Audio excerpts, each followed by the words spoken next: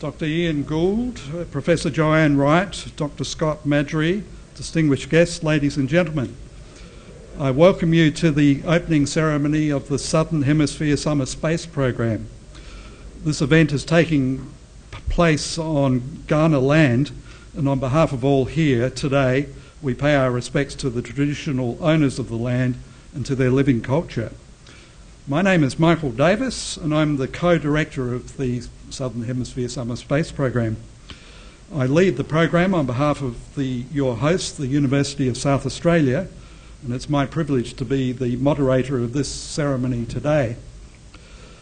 The SHSSP, as we call it, is the result of a long-standing partnership between this university and the International Space University, which is headquartered in Strasbourg, France. You'll hear more about ISU today, as well as about the unique history and strength of the relationship between the two universities, which has brought us to this third annual SHSSP. But first, the ISU tradition is that the program participants enter the ceremony carrying their national flag. I'll announce each country represented in the program in alphabetical order, with Australia last. So the first country is Brazil. Please join me in welcoming Brazil.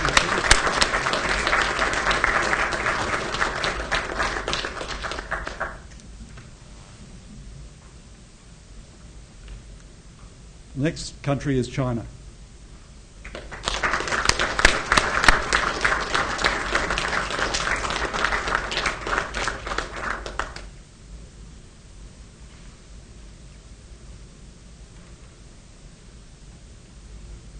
The next country is France.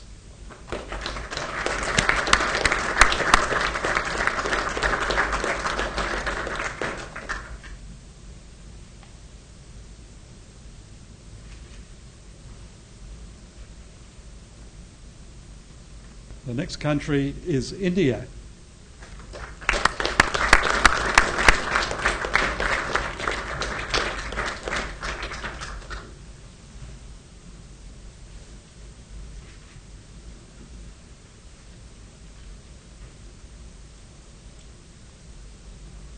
The next country is Korea.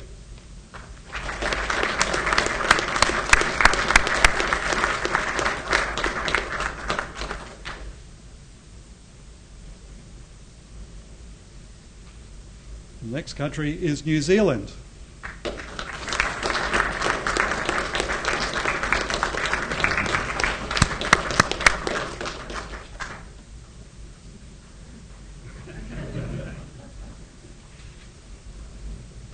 The next country is Nigeria.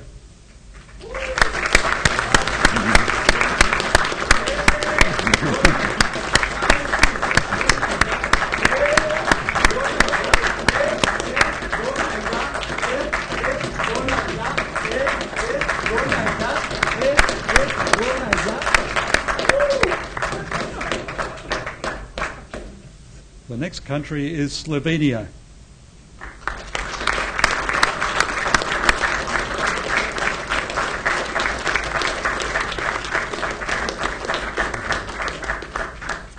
The next country is Spain.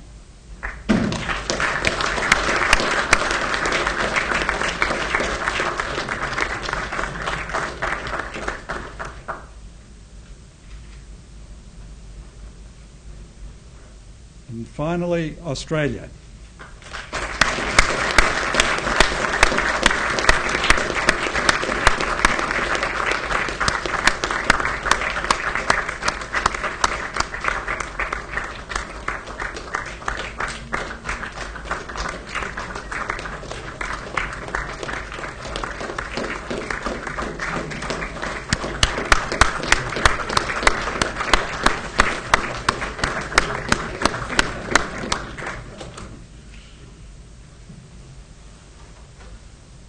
You'll also see the flag of Ethiopia in the room.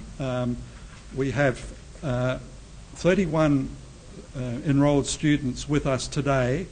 We're expecting another 6 students from China and 1 from Ethiopia within a week or so. unfortunately they couldn't quite make it for the opening ceremony. So we are in total 38 students from 11 countries.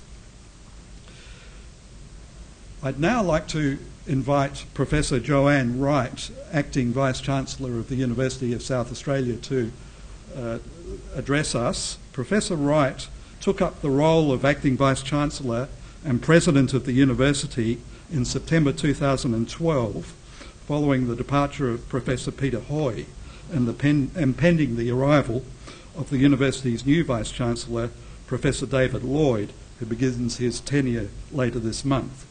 Professor Wright joined UniSA as Deputy Vice-Chancellor and Vice President Academic in 2010 from the University of Sussex, where she was Pro-Vice-Chancellor Education.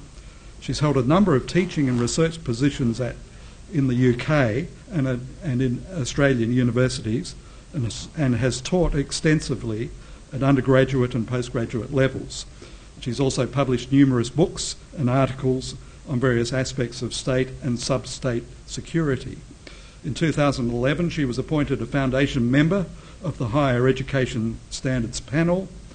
Please welcome the Acting Vice-Chancellor and President of the University of South Australia, Professor Joanne Wright.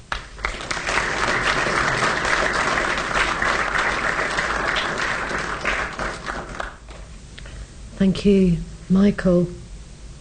It is my pleasure to formally welcome you all to the third Southern Hemisphere Summer Space Programme hosted here at the University of South Australia.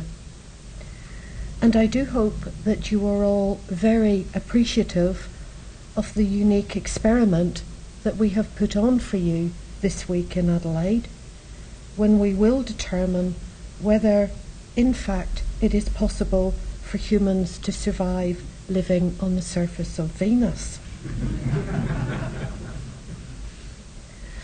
Once again, the truly global reach of this event is highlighted by the participant march that you've just seen.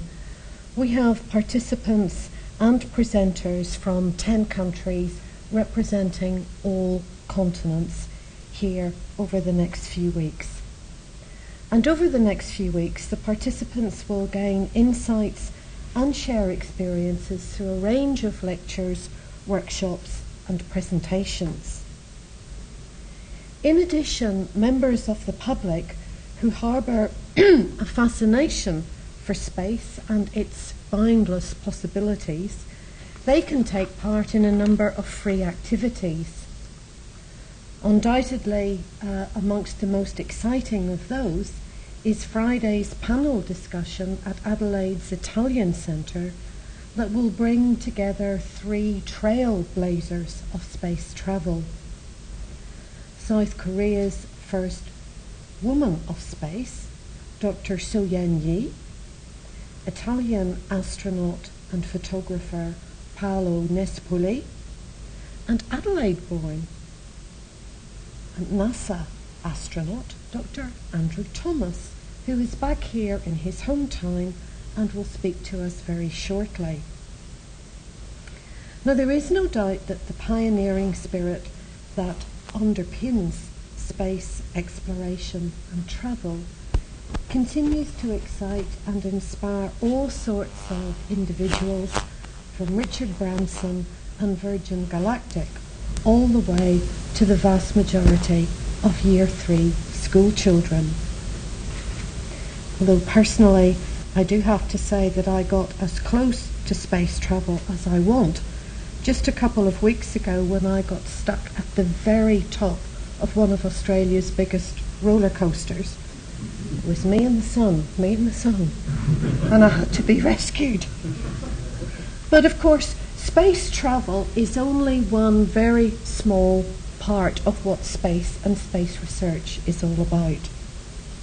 And I know that programme participants will also be learning how space can help us here on Earth through things like remote sensing, GPS, environmental monitoring, something that is very pertinent for Australia at the moment with the bushfires, and of course satellite communications. The participants will also be looking at space policy and legal issues surrounding space before tackling a research project on space sustainability. So that all sounds extremely exciting, and we are very proud to be part of it. Indeed, UniSA has been involved as an active partner with the International Space University since the 1990s. And since then, our partnership has evolved to include things like the exchange of staff and students, the hosting of a space studies program in Adelaide in 2004 in collaboration with the other two South Australian universities, and as I've already mentioned, the launch of this successful summer program. I'd like to also take this opportunity to acknowledge and thank the Australian Government, which has provided invaluable support through the Space Policy Unit of the Department of Industry, Innovation, Science, Research and Tertiary Education. I'd like to thank the programme's other major sponsors, the European Space Agency, the Secure World Foundation, the International Space Safety Foundation, the International Association for the Advancement of Space Safety, the Arthur C. Clarke Foundation, the Italian-Australian Community of South Australia, NewSat Limited, the Research School of Astronomy and Astrophysics at the Australian National University, the Robert A. and Virginia Heinlein Prize Trust, and the Warrigal Programme at the University of New South Wales. These supporters, along with many others who provide assistance in a whole myriad of forms, play a vital role in ensuring that this summer space programme delivers high-quality content as well as a memorable, dare I even say, out-of-this-world experience. I wish you all the very best for this year's programme, for the future, and stay cool. Thank you.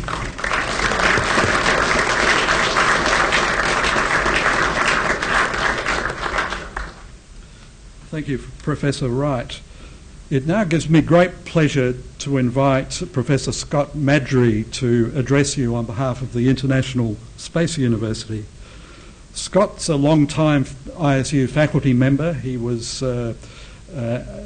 present at the founding of this university 26 years ago, and he has been involved in most of the programs in a teaching capacity ever since. He's a specialist in space remote sensing, satellite navigation, geographic information systems, and environmental and cultural resource management and analysis. He was twice a Fulbright Scholar, and he's conducted over 160 short courses and educational programs in over 35 countries around the world, and has been a principal investigator in a number of important research projects. In 2012, he was awarded the President's Volunteer Service Award by President Barack Obama for his work incorporating space technologies into disaster response for the GIS Corps and the Red Cross. And it gives me great pleasure to welcome my good friend, Scott Madry.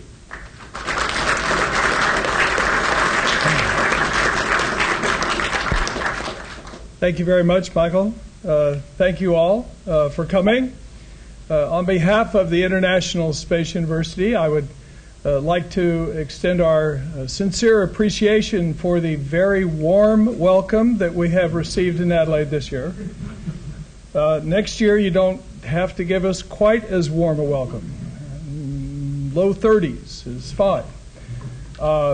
On behalf of the chairman of the board of ISU, Renee Osterlink, our president, Walter Peters, and our dean, Angie Buckley, I extend our greetings to you all. And really, I just want to express our very, very sincere appreciation to everyone here at UniSA in Adelaide, Mawson Lakes, South Australia, for this amazingly successful partnership that we have created. It's a very unique activity. We have two institutions, very different and very different scales in very different parts of the world, who have come together cooperatively, collaboratively to create something new. And it's been a great pleasure for us on our side to work together with the wonderful people that you have down here, the excellent facilities, to make this opportunity possible for our students. And we're very, very pleased with the partnership that we have. We look forward to bigger and better things in the future. Michael and I are always talking about new plans and ideas, and I think there's great possibility for further collaboration. ISU, for those two of you out here who maybe not know, is a very unusual institution. We are an international university solely dedicated to all aspects of space. And we're a very young institution. We were only founded 25 years ago by three very young students at the time who were not satisfied with the type of education that they were receiving. And they said, well, we're not going to get MIT or Harvard to change what they do, so we're going to start our own university. And most people laughed, as often happens. And yet here we are today on the other side of the world, benefiting from the courage and foresight and vision that these three very young people had. And so I think it's important that we look back as well as look forward in terms of how we got here. I know I'm personally very happy to be back. I enjoy coming here very much. And on behalf of the International Space University, I just want to say again, thank you very much for all the support and assistance that we receive. And I look forward to having a great session. Thank you.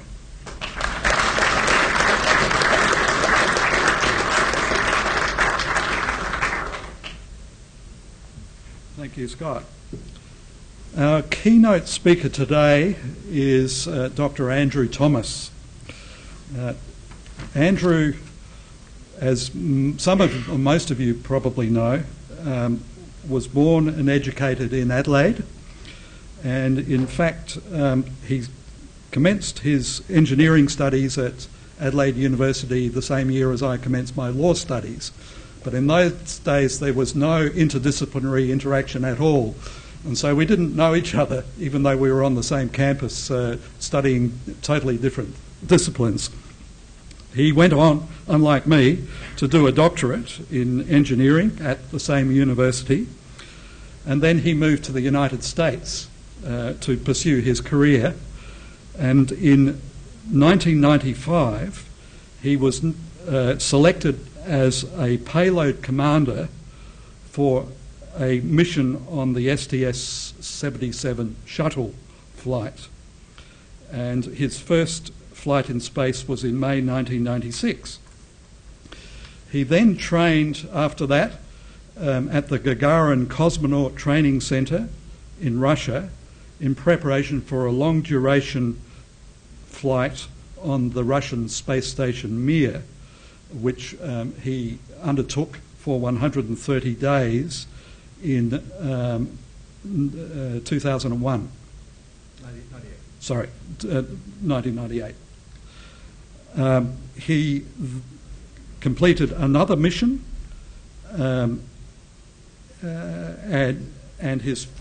your last flight was on STS-114, which was 177 days. So Andrew is a very experienced astronaut. He is still a member of the NASA astronaut team, and some of you may be aware his wife is also an astronaut, Dr. Shannon Walker, and she is the only Houston-born NASA astronaut, in spite of the fact that you all live and work in Houston. So that is quite remarkable. So it gives me very great pleasure to welcome Andrew to Adelaide once again, and to invite him to give the occasional address and launch the program.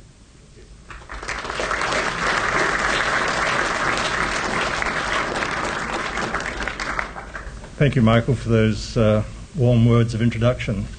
It was terrific to be here, actually, and see the parade of flags. I thought that was a great way to bring the students into the room.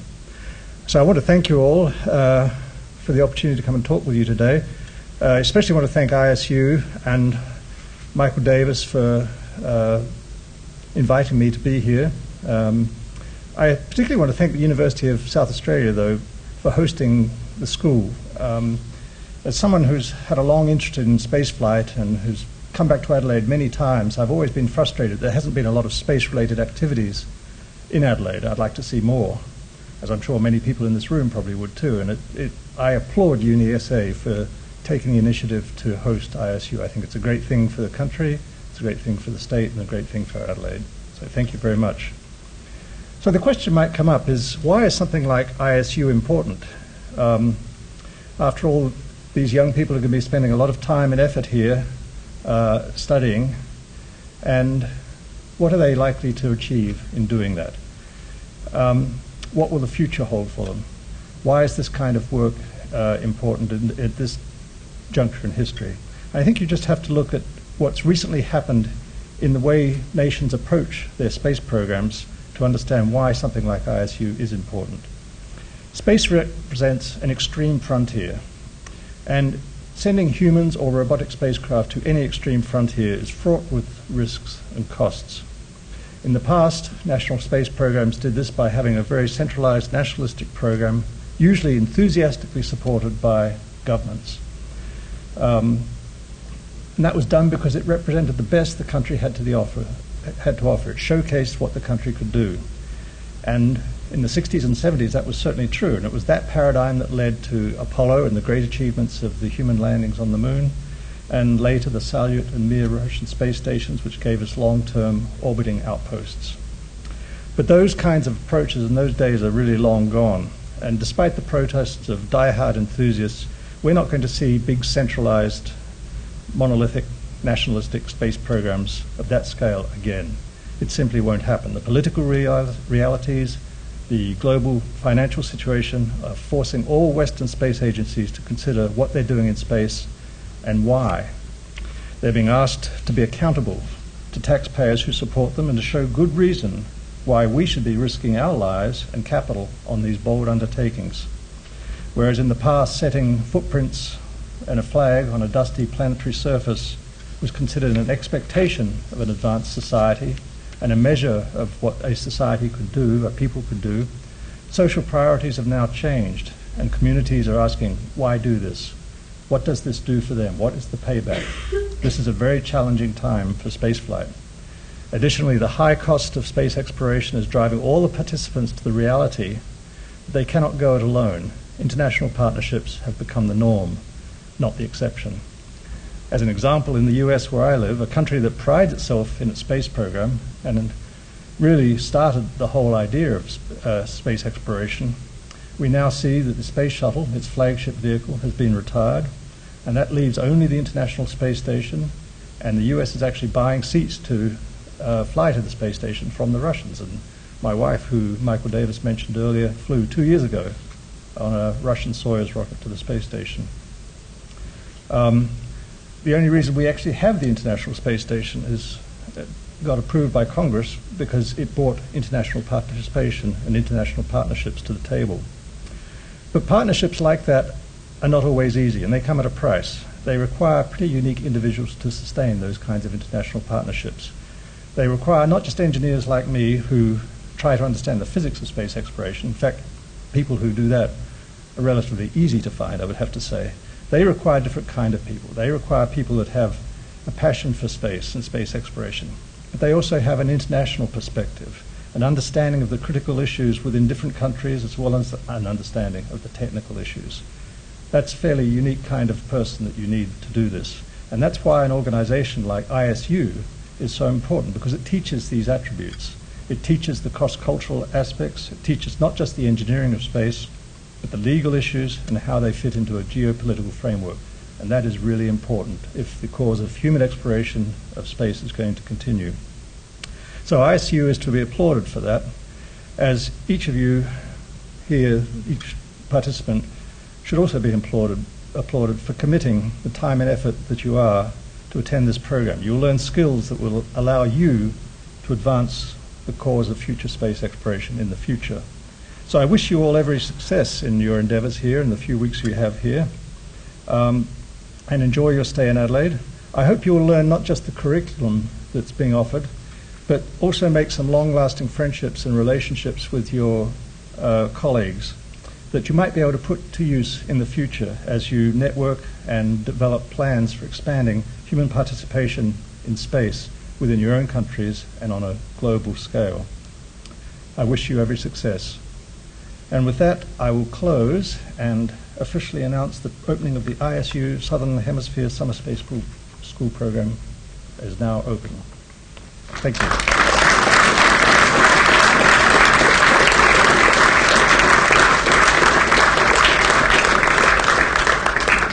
Thank you, Andrew. It's always a long journey to the opening of a program. It takes approximately 11 months, and Scott and I have done it 3 times now, so we're very familiar with the annual cycle. But it's a wonderful feeling to be actually launched. Before we close, I'd like to acknowledge some of our distinguished guests who've come along to the ceremony today. Dr. Ian Gould, the Chancellor of the University of South Australia, Professor Philip Weinstein, the Dean of Research, Professor Patrick James, Associate Professor Brenton Danzy, who has just discovered that he's become a member of the Management Committee for the program.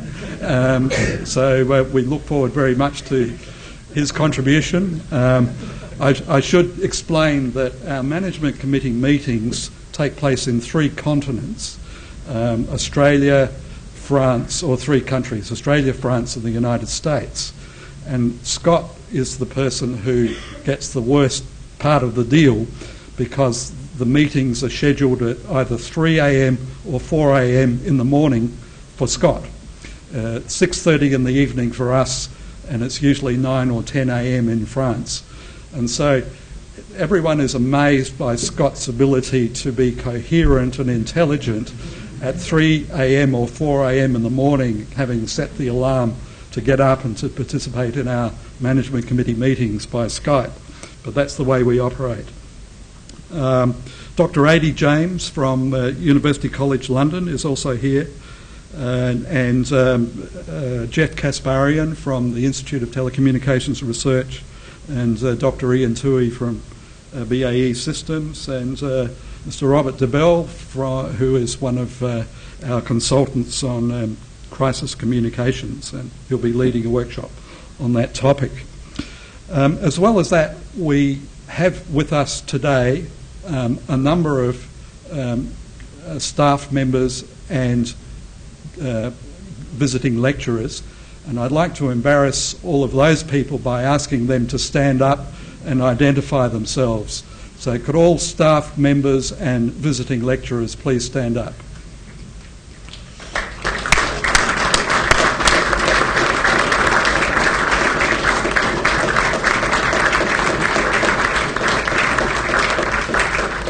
This is just a representative cross-section. There are 53 staff members and presenters in this program this year.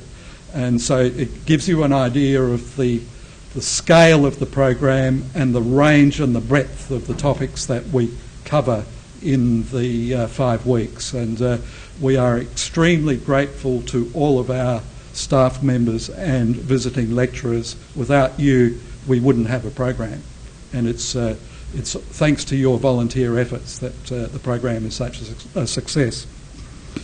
So that's all I have to say. Thank you so much to parents and friends for coming along and supporting your sons and daughters and relatives. They're in for an exciting ride, and we invite you to join us again at the closing ceremony on Friday the 8th of February at Mawson Lakes. And unlike in the opening ceremony, at the closing ceremony, our graduating students will come in under the ISU flag, which is symbolic of the change that takes place in their outlook on their work and their profession and space in the 5 weeks. So with that, I will invite all of our guests to adjourn to the Kerry Packer Civic Gallery for drinks and hors d'oeuvres. And the gallery is on the 3rd floor, 2 floors below. So if you would all please leave now and go down to the Kerry Packer Civic Gallery. The students and the ISU alums are invited to stay for the pinning ceremony, which is a highly secret ritual that we're about to go through in the absence of any witnesses other than initiated ISU personnel. But thank you very much for coming.